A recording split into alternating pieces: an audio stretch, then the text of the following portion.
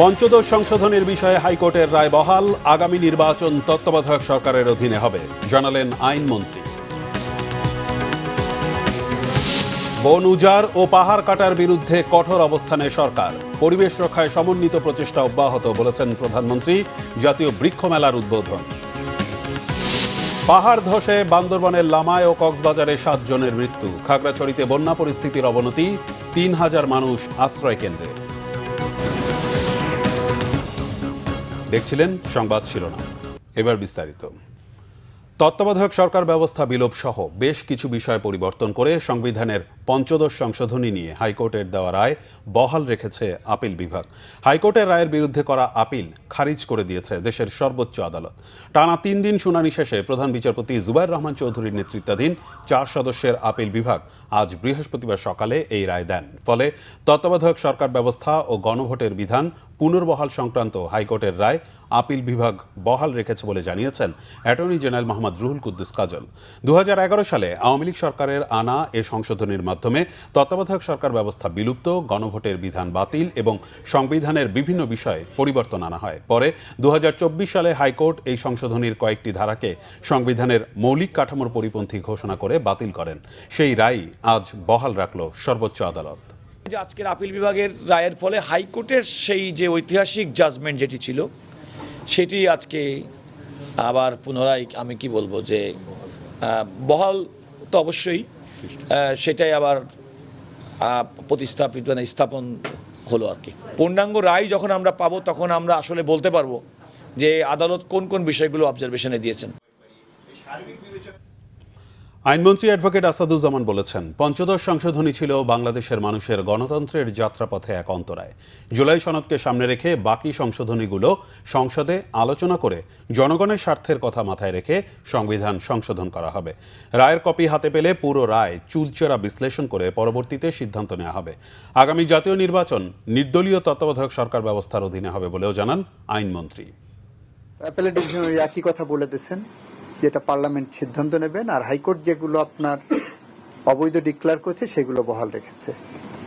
সুতরাং হাইকোর্টের রায় বহাল আছে, আর বাকি যেগুলো আছে সেগুলো আমরা সংবিধান সংশোধনের মাধ্যমে যা যা পদক্ষেপ নেওয়া দরকার আমরা পার্লামেন্টের সামনে প্লেস করব এবং সেই অনুসারে করব। এবং সেখানে আমাদের এই সংশোধনীগুলো আনতে আমাদের মুখ্য বিবেচ্য বিষয় থাকবে জুলাই চার্টার। জনগণ খুশি কিনা সরকার সেটা দেখবে, জন আকাঙ্ক্ষা পূরণ হয়েছে কিনা। আমি মনে করি 2-4টা গুরুত্বপূর্ণ ইস্যুতে জন আকাঙ্ক্ষা পূরণ হয়েছে নিশ্চয়ই। আর অন্য ইস্যুগুলো যেহেতু পার্লামেন্টের সাথে আমি মনে করি রাইটলি বলেছেন, পার্লামেন্ট ইজ দ্য অথরিটি। যে পার্লামেন্ট একটা আইন প্রণয়ন করতে পারে সেই পার্লামেন্ট সেই একই আইন বাতিল করতে পারে। প্রধানমন্ত্রী তারেক রহমান বলেছেন, শুধু গাছ লাগানো বা নদী খাল খননে পরিবেশ রক্ষা হবে না, শহর ও নগরের বর্জ্য ব্যবস্থাপনায়ও আমূল পরিবর্তন আনা জরুরি।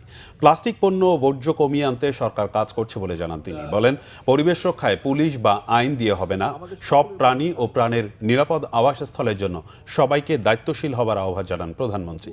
তিনি জানান, সরকার যে 20,000 কিলোমিটার খাল ও নদী খনন করছে তা কৃষকদের সুবিধা দেওয়ার পাশাপাশি পরিবেশ রক্ষায় ভূমিকা রাখবে। সরকারের নেওয়া উদ্যোগ বাস্তবায়ন করতে পারলে নিরাপদ সবুজ বাংলাদেশ সম্ভব বলে জানান তিনি। আগারগাঁওয়ে চীন মন্ত্রী সম্মেলন কেন্দ্রে বিশ্ব পরিবেশ দিবস ও পরিবেশ মেলার উদ্বোধন করে প্রধানমন্ত্রী এসব কথা বলেন। বৃক্ষরোপণ ও সবুজায়নে ভূমিকার জন্য ব্যক্তি ও প্রতিষ্ঠান পর্যায়ে বিভিন্ন ক্যাটাগরিতে পরিবেশ পদক তুলে দেন প্রধানমন্ত্রী। এ সময় বৃক্ষরোপণ ও বৃক্ষমেলার উদ্বোধন করেন প্রধানমন্ত্রী তারেক রহমান। পরে বিভিন্ন স্টল ঘুরে দেখেন। স্থানীয় সরকার পল্লী উন্নয়ন ও সমবায় প্রতিমন্ত্রী মীর শাহ আলম বলেছেন, তিনি প্রধানমন্ত্রী তারেক রহমানের বন্ধু নয়, বিএনপির সাধারণ একজন কর্মী। সচিবালয়ে বাংলাদেশ সেক্রেটারিয়েট রিপোর্টার্স ফোরাম আয়োজিত বিএসআরএফ সংলাপে অংশ নেন স্থানীয় সরকার পল্লী উন্নয়ন ও সমবায় প্রতিমন্ত্রী মীর শাহ আলম। জানান, এবছর স্থানীয় সরকার নির্বাচন হবে, এজন্য বাজেটে বরাদ্দ রাখা আছে। এ সময় প্রতিমন্ত্রী বলেন, তিনি প্রধানমন্ত্রী তারেক রহমানের বন্ধু নন, বিএনপির একজন কর্মী। তবে বগুড়ার মানুষ হিসেবে তারেক রহমানের সাথে তার ভালো যোগাযোগ রয়েছে। এ নিয়ে অতিরঞ্জিত কিছু না বলার জন্য অনুরোধ করেন মীর শাহ আলম। এলজিআইডি প্রতিমন্ত্রী জানান, বগুড়া উন্নয়ন বঞ্চিত ছিল, এখন উন্নয়ন চাওয়া বগুড়াবাসীর জন্য অপরাধ কিনা সে প্রশ্ন রাখেন এলজিআইডি প্রতিমন্ত্রী। বগুড়ায় তুরস্কের সাথে জয়েন্ট ভেঞ্চারে ড্রোন তৈরির কারখানা করা হবে বলেও জানান এলজিআইডি প্রতিমন্ত্রী। টানা ও ভারী বৃষ্টিতে 3 পার্বত্য জেলায় পাহাড় ধসের পাশাপাশি বন্যা পরিস্থিতির অবনতি হয়েছে। বান্দরবানের লামায় পাহাড় ধসে শিশুসহ 5 জনের মৃত্যু হয়েছে। দুর্যোগ পরিস্থিতিতে বান্দরবানে 12 জুলাই পর্যন্ত সব পর্যটন কেন্দ্র বন্ধ ঘোষণা করা হয়েছে। কক্সবাজারে পাহাড় ধসের মৃত্যুর মিছিল ক্রমশ দীর্ঘ হচ্ছে। সকালে আবারও 2 জনের মৃত্যু হয়েছে। এদিকে খাগড়াছড়ির দিঘিনালায় বন্যা পরিস্থিতির অবনতিতে 3000 মানুষ আশ্রয় কেন্দ্রে আশ্রয় নিয়েছে। বান্দরবানের লামা উপজেলার আজিজনগর ইউনিয়নের মিশনপাড়া এলাকায় বুধবার রাতে প্রবল বৃষ্টিতে মাটির ঘরে পাহাড় ধসে পড়ে 2 পরিবারের শিশুসহ 5 জনের মর্মান্তিক মৃত্যু হয়েছে। ফায়ার সার্ভিস ঘটনাস্থলে পৌঁছে এলাকাবাসীর সহযোগিতায় মাটি সরিয়ে মরদেহ উদ্ধার করে। এদিকে বান্দরবান জেলা সদর, লামা, আলীকদম, নাইক্ষ্যংছড়ি উপজেলার বিস্তীর্ণ এলাকা বন্যার পানিতে তলিয়ে গেছে। জেলা প্রশাসন 220টি আশ্রয় কেন্দ্র খুলেছে। বন্যা কবলিত লোকজন বিভিন্ন আশ্রয় কেন্দ্রে আশ্রয় নিয়েছে। এছাড়া ব্যাপক পাহাড় ধসে রুমা, থানচি ও রোয়াংছড়ি সড়কে যানবাহন চলাচল চরমভাবে ব্যাহত হচ্ছে।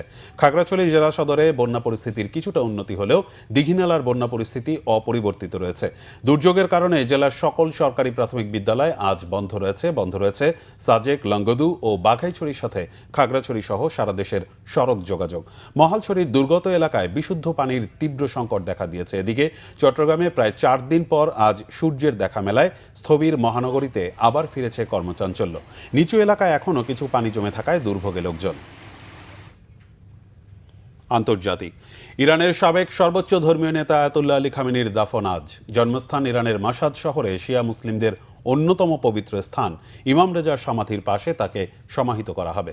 গত শুক্রবার থেকে শুরু হওয়া শোকানুষ্ঠানের প্রথম 3 দিন সাধারণ জনগণের জন্য খামেনির মরদেহ রাখা হয় তেহরানের গ্র্যান্ড মুসাল্লা মসজিদে। এরপর নেওয়া হয় কোম শহরে। সেখান থেকে বিমানে করে ইরাকে নিয়ে যাওয়া হয়, যেখানে নাজাফ ও কারবালায় হাজার হাজার মানুষ তাকে শেষ শ্রদ্ধা জানান।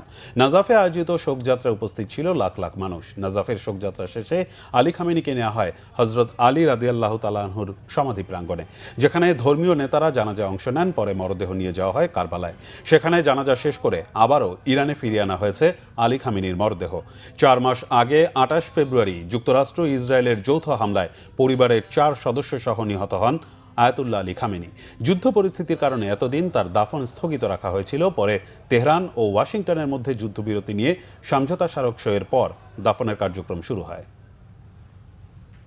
এই ছিল এখনকার মতো। পরের সংবাদ সন্ধ্যে 6টায়। এর আগে 5টায় রয়েছে নিউজ টপ 10 দেখার আমন্ত্রণ রইল। এছাড়া বাংলাভিশন সংবাদ ও সংবাদ সংশ্লিষ্ট অনুষ্ঠান দেখতে ভিজিট করুন www.bvnews24.com, facebook.com/banglavisionnews এবং সাবস্ক্রাইব করুন youtube.com/banglavisionnews। ধন্যবাদ।